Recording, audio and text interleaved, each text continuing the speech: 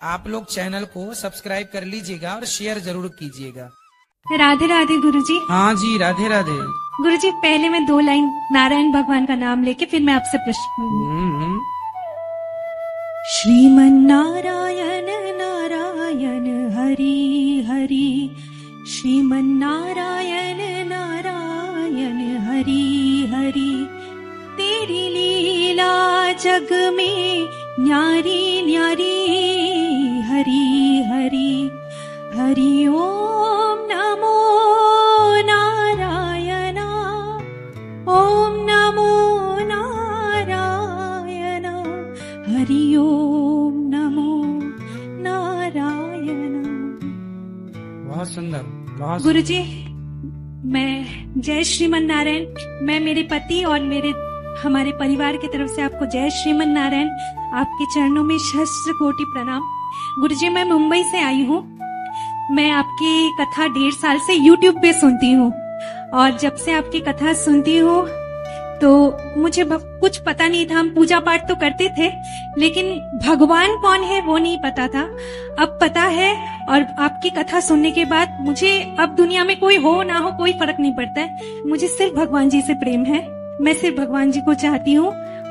मैं चाहती हूँ कि वो भी मुझे स्वीकार कर ले। और कथा सुनने के बाद मैं नॉनवेज नहीं खाती हूँ। मैं बंगाली हूँ। मैंने नॉनवेज खाना पूरा छोड़ दिया है। और मुंबई में रहती हूँ, जैसे हाउस पार्टीज वगैरह तो होते ही रहते, तो हम वाइन पीना और जैसे वहाँ की प्रथा है, जैसे हाउस कल्चर है वहाँ पे। अच्छा, वहाँ की महिलाएं शराब पी लेती है? हाँ, अरे पीते हैं। और हमारे परिवार में भी मेरी फैमिली जो है, मेरे परिवार में भी बर्थडे हो, होली हो, कोई भी ओकेजन हो, दारू पीना यही मतलब मेन है कि मतलब महिलाएं भी? शादियों में भी और वैसा तो सारी महिलाएं, बूढ़ी जवान सब? मेरी मम्मी को छोड़ के मेरे फैमिली में सब लोग पीते हैं। अच्छा। मेरी मम्मी अभी रही नहीं है, जनवरी 7 तारीख को वो चली गई। तो लेकिन मम्मी की मैं मानती हूँ कि संस्कार है जो कि मुझे हमेशा भगवान जी से जुड़े रखा। मैं और मेरे हस्बैंड नॉनवेज नहीं खाते। 1.5 साल से हमने सब कुछ छोड़ दिया है। मैं सिर्फ कथा सुनती हूँ, उसी से मुझे शांति मिलती है। तो गुरुजी, मेरी एक प्रश्न थी कि जो जैसे हम लोग ज्योतिष लोग होते हैं, कथा सुनने के बाद हम लोग ज्योतिषी को ग्रह नक्षत्र के हिसाब से हम लोग ज्योतिष को, क्या ये सही है ज्योतिष को दिखाना और फिर उनके हिसाब से पहनना ये सब? देखिए, ज्योतिष शास्त्रों का चक्षु है, नेत्र है। ज्योतिष बता देती है कि आपके साथ क्या होने वाला है, बता सकती है, टाल नहीं सकती। बिल्कुल। हाँ। बता सकती है, टाल नहीं सकती। तो जैसे वो स्टोन वगैरह बोलते कि ये पहन लो। स्टोन अपना काम करता है। हाँ। वो देखिए, स्टोन जो होता है ना, जैसे प्राकृतिक यदि स्टोन है, प्राकृतिक पत्थर है, पुखराज है, माणिक्य है, नीलम है, पन्ना है, हीरा है, यदि राशि आपको आज्ञा कर रही है कि आप ये पत्थर पहन सकते हैं, ये स्टोन पहन सकते हैं, तो आप पहन लें, उसके फायदे होंगे। क्योंकि समझिए ना, इसका साइंटिफिक रीजन है। ये देखिए, ये पुखराज है। जैसे ही मैं धूप में जाता हूं, तुरंत ये पुखराज पूरी विटामिन डी लेकर के मेरे बॉडी में पेस्ट कर देता है। क्यों? ये गुण है इसका। ये इसका क्या है? नेचुरल गुण है। इसलिए ये चीजें कारगर होती हैं। जैसे कि एनर्जी, आपको पॉजिटिव एनर्जी जो है वो तुरंत लेकर के आपके शरीर में भेज देगा। तो ये राशि के अकॉर्डिंग होता है। आपकी राशि जो आपको कहे वो पहनना। यदि आपने राशि के विपरीत कोई पत्थर अपने मन से बाजार से खरीद के पहन लिया, वो आपको हानि कर देगा। पर यदि आपने उचित पहना है तो वो अपना काम करेगा। तो वो हमें कैसे पता चलेगा कि ये सही है पत्थर स्टोन? उसकी मतलब हमें कैसे उसकी परख होगी? हाँ, आजकल तो मशीनें है ना, बड़े बड़े शहरों में स्टोन चेक करने की मशीन है। वो मशीन 1000-2000 रुपए लेके बता देती है कि ये असली है। ये एक तो पत्थर आज के जमाने में देखो मिलता नहीं, पहला मिलता है, बहुत ज्यादा नकली मिलता है। असली तो बहुत कम लोगों के पास बचा। तो मशीनें हैं, आप चेक करा सकते हैं। और गुरुजी मुझे कल आपसे गुरु दीक्षा लेना है, हाँ। मुझे भी और मेरे पति को भी। कल सुबह 9 बजे। राधे राधे गुरुजी। खुश रहिए। गुरुजी, आपसे एक सवाल है, सादर प्रणाम।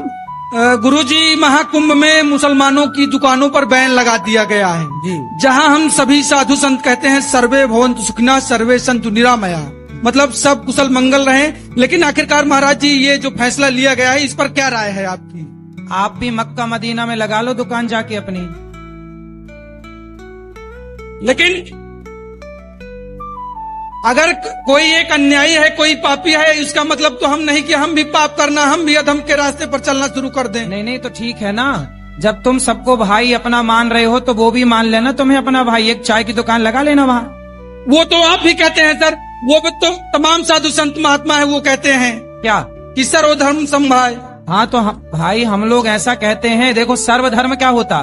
सर्वधर्म नहीं होता, धर्म एक ही होता है। मुसलमानों का धर्म नहीं है, मजहब है, पंथ है।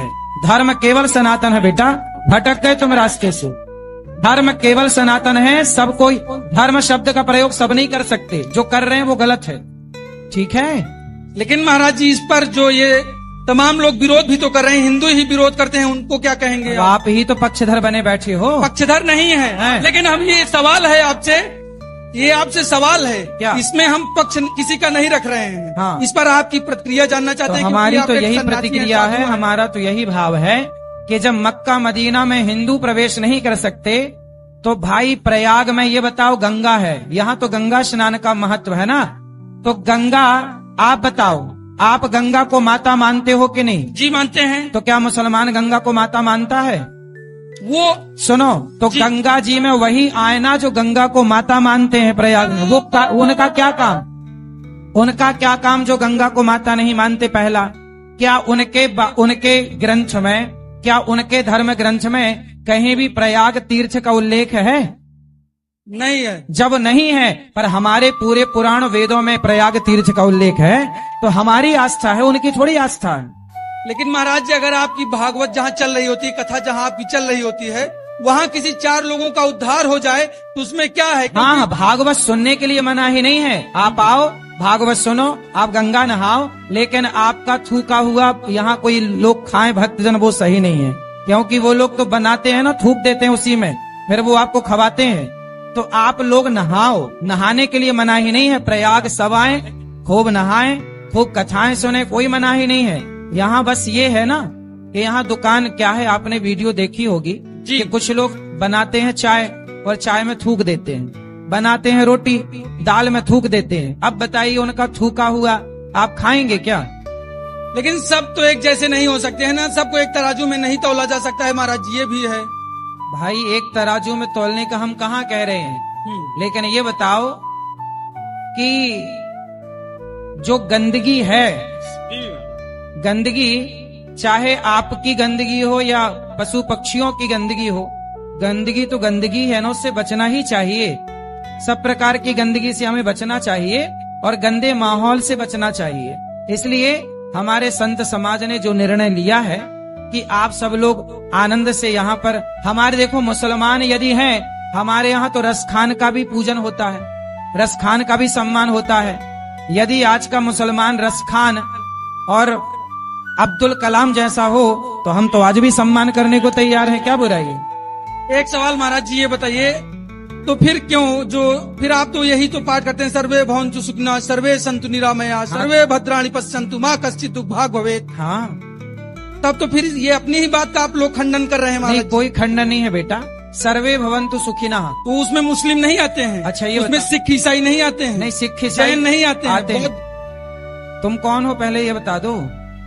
ब्राह्मण हूँ, अतुल तिवारी नाम है महाराज जी। तिवारी हो? हिंदू हूँ। हाँ, हिंदू हो। सुनो, बात तो ऐसी है ना कि समाज में ये सब बातें हिंदुओं को समझानी पड़ रही है, दुर्भाग्य, ये बड़ा ये दुर्भाग्य। तमाम सवाल उठ रहे हैं महाराज जी। सुनो, हम उत्तर दे रहे हैं, क्योंकि आपके सुनो, पास सुनो। सब लोगों का जवाब नहीं आ सकता। सर्वधर्मान, देखो ऐसा है, आपने श्लोक बोला जी कि हम सबका भला चाहे, सर्वे भवन्तु सुखिनः, हम सबका भला चाहे, हम किसका बुरा चाहे? क्या हम किसी की गर्दन काट रहे हैं?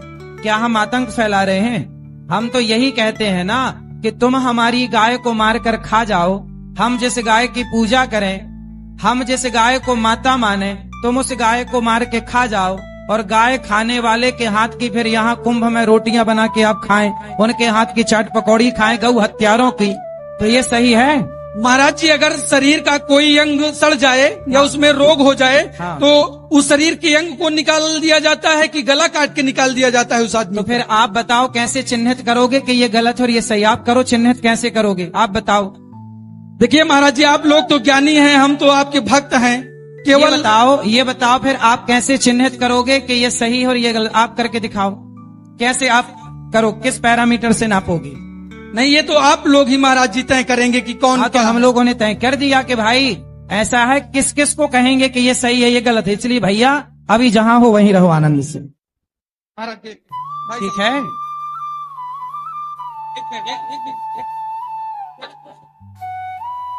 बताओ बताओ। महाराज जी प्रणाम। हाँ हाँ, अरे उनसे बात करा दो। क्या और कुछ सवाल है? हाँ महाराज जी। बोलो। महाराज जी देखिए, धर्म को लेकर काफी सवाल उठते हैं जी। और भगवान को लेकर भी सवाल उठते हैं, ईश्वर को लेके उठते हैं, क्योंकि कहीं कोई वैष्णो देवी जा रहा है, कोई महाकाल के दर्शन करने जा रहा है, सब सही है। तो उस दौरान महाराज जी गाड़ियां पलट जाती हैं, कोई अनहोनी हो जाती है।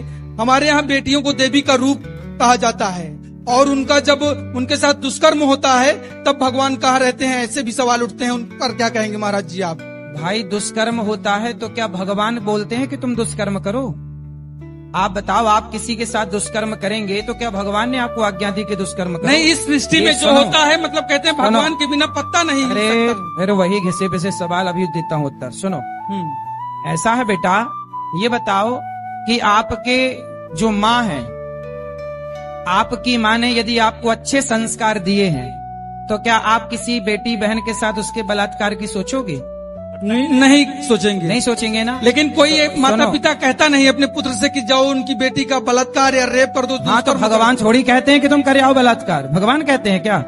भाई माँ बाप बढ़िया संस्कार देंगे बच्चों को तो कोई बच्चा बलात्कारी होगा ही नहीं। इसमें माँ बाप का दोष है ना कि ईश्वर का। आज के माँ बाप बच्चों को सही सही संस्कार नहीं देते, इसलिए बच्चे बलात्कारी हो जाते हैं। ठीक है? और जो चलिए महाराज जी, एक सवाल और है छोटा सा। भारतीय संस्कृति में पश्चिमी सभ्यता धीरे धीरे विद्यमान होती जा रही है, या कहें 99% है, काबिज भी हो चुकी है। हाँ। उस पर क्या कहेंगे महाराज? आपने पैंट शर्ट पहन रखा कि धोती पहन रखी है? Pant shirt. फिर आपने शुरू नहीं की? भारतीय परंपरा में देखो, हमने धोती कुर्ता पहना है। हम तो भारत के हैं, तो भारत का रहने वाला हूँ, भारत की बात सुनाता हूँ। आप बात कर रहे हैं भारतीय संस्कृति की और पैंट शर्ट पहन के बात कर रहे हैं। अरे भारतीय संस्कृति की बात करनी है ओ छोरा, सुन ले लाला, भारतीय संस्कृति की बात करनी है ना, तो भारतीय वेशभूषा में आके बात करनी चाहिए। शुरुआत आप अपने से करोगे तब समाज बदलेगा, कहने से ना होगा, मुंह चलाने से।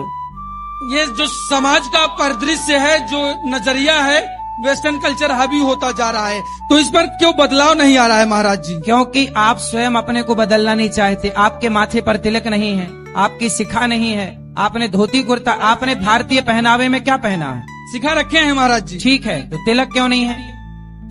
आपने धोती कुर्ता क्यों नहीं पहना? भारतीय, हमारे जब महाराणा प्रताप हो, झांसी की रानी हो, जब उस समय मुगलों से और अंग्रेजों से युद्ध हुआ, तो उस समय के राजाओं ने धोती कुर्ता पहन के युद्ध किया था कि पैंट शर्ट पहन के युद्ध किया था? धोती कुर्ता। फिर तो जब हमारा भारतीय पहनावा ही आज समाज में खत्म हो गया तो और किसकी बात करें? आप लोग खुद सुधारो अपने आप को, तब ये देश सुधरेगा, कहने से ना होगा, कहते रहो। तो मतलब जो सवाल हमने शुरू किया था उसी पे अंत करेंगे। तो जो सूबे के मुख्यमंत्री योगी जी ने कहा है उस पर मतलब आप लोग संत भी समर्थन उसका करते हैं क्या? कौन सी बात कि मुस्लिमों को बैन ही रहना चाहिए? कहाँ पे? महाकुंभ में। आप अपने घर में काहे नहीं जगह दे देते थोड़ी सी? अपने घर में खुलवा दो चाय का टपरा उनका, और क्या बात है, खुलवाओ मस्त। अपने द्वार पे खुलवा लो एक चाय का, अपने आंगन में खुलवा लो एक पिज्जा खा, उनसे खाओ पिज्जा बर्गर, क्या हम थोड़ी मना करने आएंगे? नहीं, कई साधु संत हैं, कई जो लीडर हैं उनके भी बच्चे तो हाँ, तो आप अपने छत में भी खुलवा देना ना एक। हाँ, मुल्ला जी का खुलवा दो एक छत में टपरा ढाबा। ठीक महाराज जी, आपने सभी प्रश्नों का हमारे जवाब दिया, इसके लिए आपका बहुत बहुत कोटि कोटि धन्यवाद। खुश रहिए। सादर प्रणाम आपके चरणों में। नमस्ते गुरुजी। नमस्ते। मैं सपना दास दिल्ली विश्वविद्यालय की शोधार्थी हूँ। मेरे सिर्फ मात्र 2 प्रश्न हैं। बोलो। उसमें से पहला प्रश्न जो आपने अभी अपना स्टेटमेंट दिया था कि जो दिल्ली मुंबई में पढ़ने जाते हैं वो लिविंग में रहते हैं और उनके माता पिता को उनके माता पिता को पीछे से जाके उनका मतलब ऐसे देखना चाहिए। मुझे लगता है ये अविश्वास की स्थिति माता पिता के मन में यदि उत्पन्न होगी तो वो अपने बच्चों को ट्रस्ट नहीं करेंगे। और दिल्ली विश्वविद्यालय में पढ़ने वाले बहुत से ऐसे बच्चे हैं जो आज IAS, IPS, डॉक्टर यहाँ पे बने हुए हैं। तो ऐसे सिर्फ 1% बच्चों का जो पाश्चात्य संस्कृति से इन्फ्लुएंस्ड है उसको पूरे समाज को हम ऐसे नहीं देख सकते। तो मुझे ये बात पे थोड़ा सा ऐसा है कि आप इस पे अपना खुल के विचार दीजिए ताकि हम जैसे बच्चे जो अपने जीवन में बहुत स्ट्रगल करके आए हैं ऊपर तक शीर्ष तक, तो इस तरह का मैसेज ना जाए। दूसरा प्रश्न, पहले एक का सुन लो। ये बताओ, आप स्टूडेंट हैं, कॉलेज में पढ़ती हो? हाँ। ये बताओ, आप खुद एक लड़की हो, एक बहन हो, एक बेटी हो, ये बताना मुझे कि आज स्कूलों में कॉलेजों में लड़कियां लिव इन में और प्यार व्यार के चक्कर में पढ़ के अधिकांश % भी आप बता दो मुझे, कितने % लड़कियां आजकल ये चक्कर में पड़ जाती हैं कॉलेज स्कूलों में? बताओ जरा, आप बताओ। देखिए, ऐसा नहीं है कि बहुत सारी लड़कियां कॉलेज स्टूडेंट में चक्कर में पढ़ती हैं कि नहीं, ये बताओ। 1%, 1%, 1 या 2%, 99% अपने माँ बाप का सुनती है। ऐसा नहीं है। यदि ये देखो, ये सब मना कर रहे हैं, 2% नहीं। गुरुजी, मैं ये कहती हूँ, ये लड़के लोग मना कर रहे हैं। नहीं, जो यदि नहीं, कितना?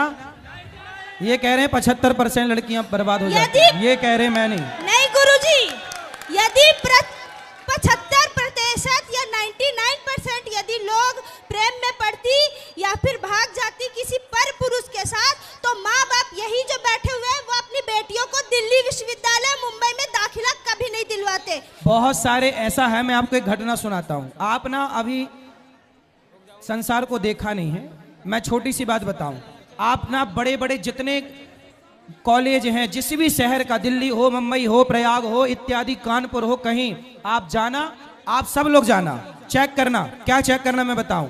जहां कॉलेज है, लड़की लड़का रहते हैं, आप शाम को जाना, वहां की गलियों में, सुनसान गलियों में लड़का लड़कियां खड़े रहते हैं शाम को 5 बजे, और 1-2 नहीं बहन, सैकड़ों की संख्या में। ये आपने भी देखा होगा, आप मानो ना मानो। नहीं, खड़ी रहना और लिविंग में रहना वो अलग। अरे वो खड़ी होके वहां पूजा करने गई हैं? नहीं। आरती उतारने गई हैं? नहीं। आप जो रिप्रेजेंट कर रहे हैं कि खड़ी होके हमेशा गंदगी होती है, मैं 2 तरह के समाज को दर्शाना चाहती हूँ। अच्छा भी होता है, बुरा भी होता है। बहुत लड़कियां अच्छी होती हैं, जो केवल, बेटा सुनो, जो पढ़ाई से पढ़ाई मतलब रखती हैं वो तो अच्छी हैं। हमारे यहाँ अच्छे और बुरे दोनों लोग हैं ना, लेकिन अच्छे लोग हैं, हम उन अच्छे लोगों को प्रणाम करते हैं, लेकिन बुरे लोग जो हैं उन्हें सावधान करते हैं कि आप माँ बाप हैं, तुमने पढ़ने भेजा है और वो किसी लड़के से इलू इलू खेल रही है।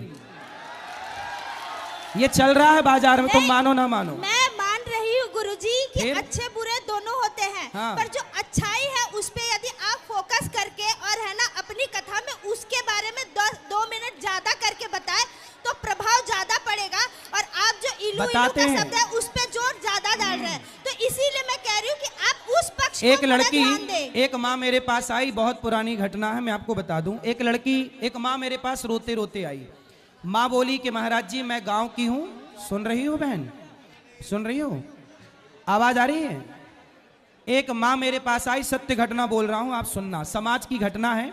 एक माँ मेरे पास आई, बोली महाराज जी मैं गांव से रहने वाली हूँ, मेरे पति रिक्शा चलाते हैं, मैं दूसरों के घर बर्तन धुलती हूँ, मेरा बेटा नहीं है, एक बेटी है। मैंने सोचा कि बेटी एक ही है तो चलो उसको पढ़ाते हैं।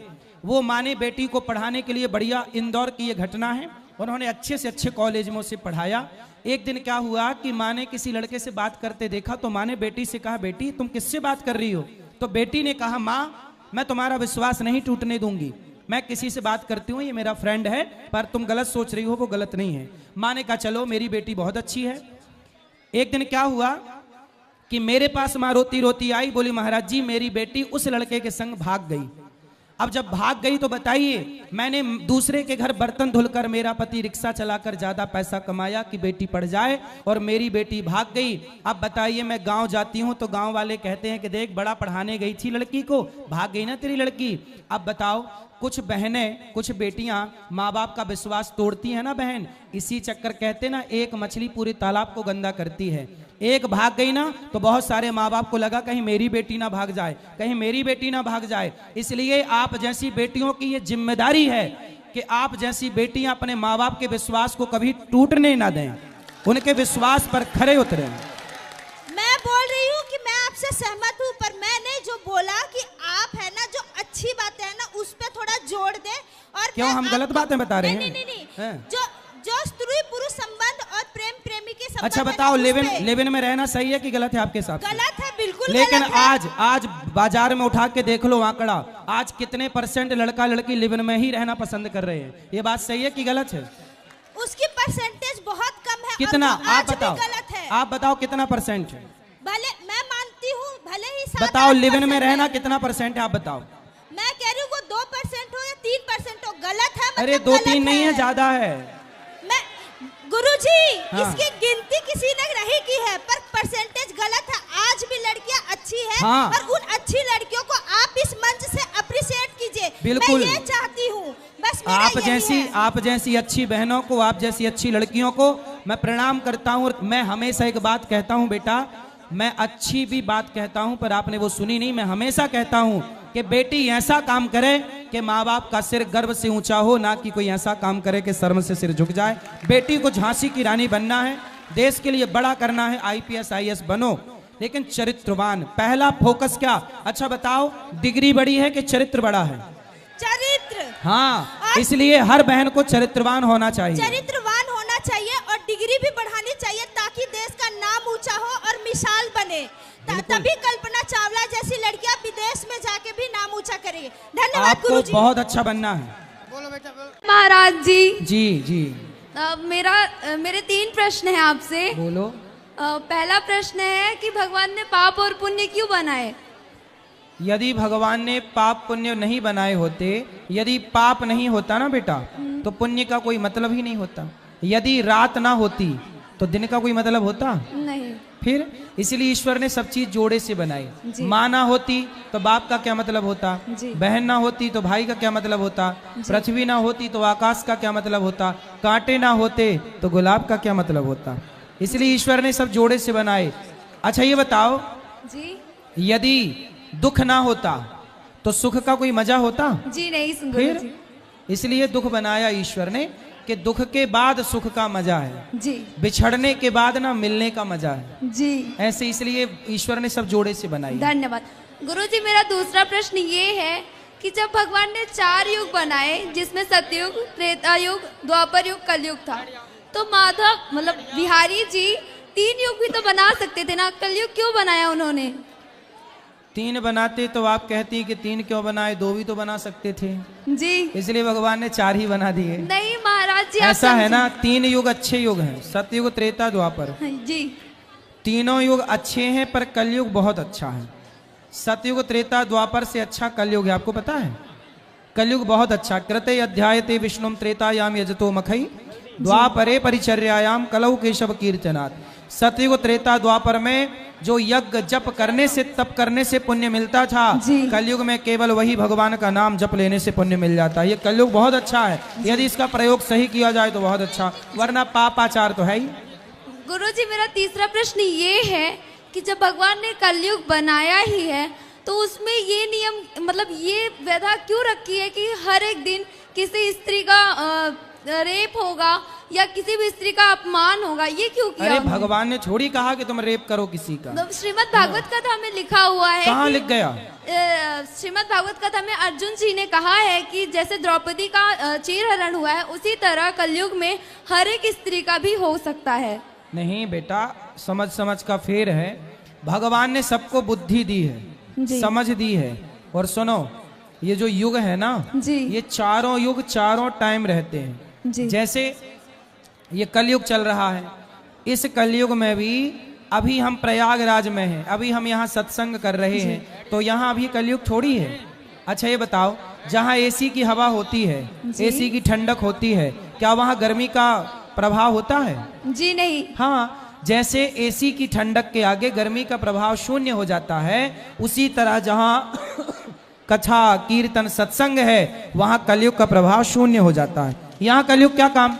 कलयुग वहां होता है जहां जुआ होता है। जुआ में कलयुग, द्यूतम पानम, शराब में कलयुग, स्त्रियां पर स्त्री जहां। इसलिए यदि हर माँ बाप, अच्छा ये बताओ, आप कह रही हो कि भगवान के कारण बलात्कार होता है, एक बात जी नहीं, मैंने ये नहीं कहा भगवान के कारण होता है, मैं भगवान को बहुत मानती हूँ। आपने कहा ना कलयुग में ऐसा होता है। हाँ, ऐसा है ना बेटा, यदि हर माँ बाप अपने बच्चों को खूब संस्कार दे दें जी, अच्छे संस्कार दें, जी, तो अच्छा संस्कारी बेटा किसी के साथ बलात्कार करेगा? जी नहीं। तो ये तो कमी माँ बाप की है ना, परवरिश की कमी है ना। महाराज जी एक बात बताइए, हर एक माँ बाप तो वो नहीं होते ना जो अपने बेटे को गलत संस्कार दें। माँ बाप होते हैं लापरवाह। जी, आजकल के माँ बाप कैसे होते हैं, बच्चे कहीं भी जा रहे हैं उन्हें कोई मतलब नहीं। अरे माँ बाप केवल बच्चे पैदा करने से माँ बाप नहीं होते, बच्चों को योग्य बनाना किसकी जिम्मेदारी है? माँ बाप की। फिर यदि कुम्हार के हाथ में मिट्टी है तो कुम्हार चिलम भी बना सकता है और घड़ा भी बना सकता है। जी, कुम्हार चाहे चिलम बनाए और कुम्हार चाहे तो घड़ा बनाए। जी, उसी तरह माँ चाहे तो बेटे को राम बना दे और माँ चाहे तो बेटे को रावण बना दे। माँ बाप के संस्कार से होते हैं बेटा। माता शत्रु, एक और सवाल चाणक्य कहते हैं माता शत्रु पिता वैरी, ये न वालो न पाठिता न शोभते सभा मध्य हंस मध्य बको यथा। जो माँ बाप अपने बच्चों को बढ़िया संस्कार नहीं देते, जब आपका बेटा बीड़ी पीता है 4 थप्पड़ क्यों नहीं मारते? कोई भी बालक एक दिन में नहीं बिगड़ता, बिगड़ता जब उसे ध्यान ना दिया जाए तो भी बिगड़ता है। एक बार गलती करे तो 4 जूता मारो बच्चे को। थोड़ा डर होना चाहिए ना। आजकल के माँ बाप बिल्कुल सिर पर चढ़ा लेते हैं बच्चों को। बच्चे चोरी कर रहे हैं, बच्चे तंबाकू खा रहे हैं, गुटखा खा रहे हैं, क्या अच्छा ये बताओ, एक बात बताना बहन जी, आजकल बच्चे पढ़ने जाते हैं दिल्ली मुंबई जी, और वहां जाके लिव इन में रहने लग जाते हैं। जी, क्या ये बात माँ बाप को पता नहीं है? नहीं, हॉस्टल में रह रहे हैं ये पता है। हाँ, अरे बंबई चले जाना, शाम को 5:30 बजे हजारों लड़का लड़की बैठे रहते हैं एक साथ। ये वही लड़के लड़कियां जो पढ़ने गए थे। माँ बाप को सब पता है। इसलिए कहता हूं बच्चे पढ़ने गए हैं हॉस्टल में, कॉलेज में, 2-4 दिन वहां आसपास चुपके से रह के बच्चों का मुआयना तो करो कि बच्चे कर क्या रहे हैं। क्या ये जिम्मेदारी माँ बाप की नहीं है? पढ़ने गई है बेटी तो क्या खुफिया एजेंसी बन के माँ बाप को देखना नहीं चाहिए? देखना चाहिए। फिर इसलिए गलती किसकी है? पहले बताओ गलती किसकी है? माँ बाप की। हाँ, अब आई तुम ठीक। बस एक सवाल गुरुजी, बस एक सवाल और है कि भगवान ने काशी, अभी आपकी बात कराएंगे सब। पहले आपसे मेरी विनती है, बैठो, सब बैठ जाओ, बोल चलो अब आगे सब बात कराओ। गुरुजी बस एक सवाल और है कि भगवान ने काशी एक जगह बनाई, प्रयागराज एक जगह बनाया, अलग अलग तीर्थ बनाए हैं, तो भगवान पूरी पृथ्वी को ही तो एक तीर्थ बना सकते थे ना? तो पूरा भारत तीर्थ ही तो है, पूरा भारत तीर्थ है, इसमें क्या है? जी हाँ, रहो भी बात करेंगे। नमस्कार गुरुजी जी। सबसे पहली बात तो आज मेरा जन्मदिन है। वाह, हैप्पी बर्थडे टू यू, खुश रहिए। जी धन्यवाद गुरुजी। और आज मतलब आज इतने साल की मैं हो गई, मतलब 23 साल में आज पहला मेरा जन्मदिन इतना अच्छा मतलब मेरे को लगा है।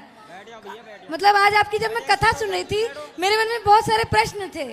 मुझे ये पूछना था, जब तक मैंने 3 घंटा आपकी कथा सुनी, और शायद जो मेरे मन में प्रश्न है वो सबके मन में होगा, जब तक कथा सुनते हैं तब तक मन में अच्छे विचार रहते हैं, लेकिन जैसे ही कथा सुनने के 1-2 दिन बीतने के बाद फिर वही नकारात्मक ऊर्जाओं से घिर जाते हैं, फिर मतलब वही गलत, मतलब मन पे काबू ही नहीं हो पाता है। इसका सबसे बड़ा कारण है, एक घड़ा है, उस घड़े में 9 छेद हैं। अब आप बताओ कि एक घड़े में यदि 9 छेद हैं और 9 छेद वाले घड़े में पानी भरना है तो बताओ कैसे भरेंगे? आप बताओ। नहीं भर पाएंगे गुरुजी। कैसे भरोगे? घड़े को पहले बंद करना पड़ेगा। नहीं, बंद नहीं कर सकते ना। कैसे करेंगे? नहीं पता। घड़े को पानी में डुबा दो, यदि पानी में डूब जाएगा तो फिर पानी निकलेगा नहीं। उसी तरह आप हैं घड़ा और सत्संग है जल। आप ना कथा में, सत्संग में अपने आप को जब तक डुबाएंगे नहीं तब तक वो कथा भीतर ठहरेगी नहीं। ऐसा है कि आप सुनती हो, 2-4 दिन बाद फिर बह जाती है वो कथा। शरीर में 9 छेद है ना, 9 द्वारे पुरे देही, इसलिए कानों से कथा सुनते हैं कहीं ना कहीं से। इसलिए कहते हैं सत्संग एक दिन करके नहीं, करते रहो, कंटिन्यू करते रहोगे ना, तब जाके चेंजिंग होंगे, परिवर्तन होगा स्वभाव में, विचारों में, सब अच्छाई, पॉजिटिविटी बढ़ेगी। जी गुरुजी, एक स्टूडेंट लाइफ में ये सत्संग को कैसे मतलब मैनेज कर सकते हैं थोड़ा दोनों सा को? आधे घंटे 10 मिनट थोड़ी थोड़ी बातें, अच्छी अच्छी बातें, थोड़ी देर सत्संग कर लेना चाहिए। माता पिता के साथ बैठ के अच्छी भगवान की कथाएं सुन लो, सुना लो। कोई रामचरित कुछ ना हो तो रामचरितमानस की 4 चौपाइयां 10 चौपाइयां रोज पढ़ने का नियम बनाओ, गीता पढ़ने का नियम बनाओ, कुछ अच्छा करने का नियम बनाओ। जी गुरुजी, जैसे मेरे को गुस्सा बहुत आता है और कोई बात नहीं। जब जैसे मतलब कुछ गलत देखती हूँ तो बहुत मतलब मेरे गुस्से में कंट्रोल ही नहीं रह पाता, काबू ही नहीं हो पाता है। गुस्सा आता है तो क्या करती हो? जी क्या करती हो गुस्से में? सर नहीं पता, मेरे को खुद पे कंट्रोल नहीं रह पाता है। तो क्या गंगा जी में डूब जाती हो, यमुना जी में डूब जाती हो, नहीं क्या पता करती हो? गुरुजी, मतलब मेरे को नहीं पता, मैं खुद भी नहीं समझ पाती मेरे साथ क्या हो जाता है। जब गुस्सा आए ना तो चुप रहा करो, है ना, बिल्कुल चुप रहा करो, कुछ नहीं, जाके बिस्तर पर लेट जाओ, आंख बंद करके सो जाओ। जब गुस्सा ठंडा हो जाए उठ जाओ। धन्यवाद। समझाना तो पड़ेगा ना अपने को।